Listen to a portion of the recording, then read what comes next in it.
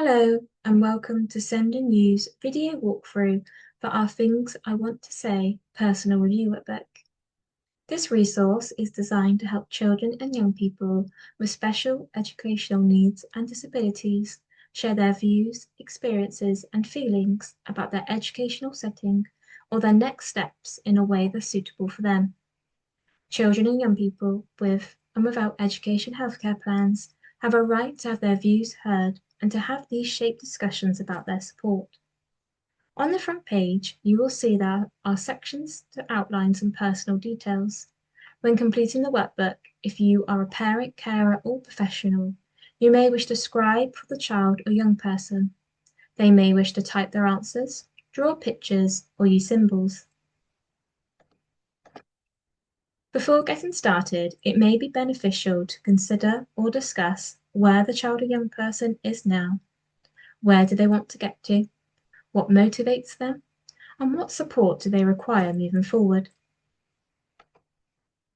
The child and young person does not need to complete each section of the workbook.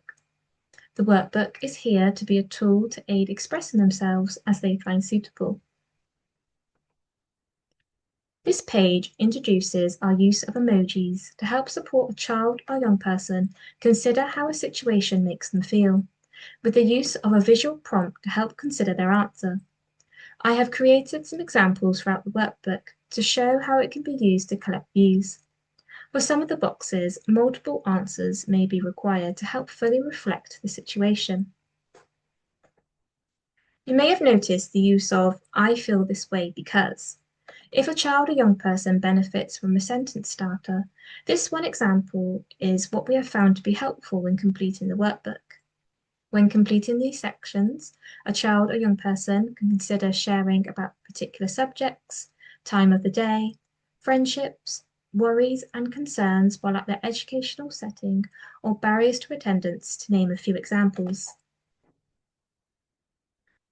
For other examples, a child or young person may wish to carry out with the emoji themes, but may not be able to summarize how they feel.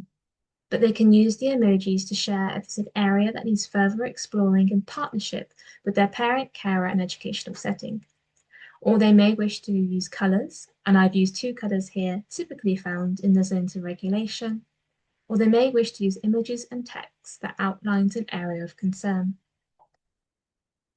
Next, we have a page dedicated to sharing who or what's important to the child and young person, and I've included some examples of some things they may wish to share to help those receiving the workbook understand them as an individual. This page introduces our rating scale to help share current confidence in the areas asked. We have a red thumbs down to highlight low confidence. Our yellow areas are for emerging confidence, and working up the scale to our green area to show high confidence. Again, I've completed some examples to show the scale in use. This page also introduces the child and young person considering their views and feelings on other areas of their life outside of their educational setting. We then move on to having a page that considers what needs to change and be different for the child or young person moving forward.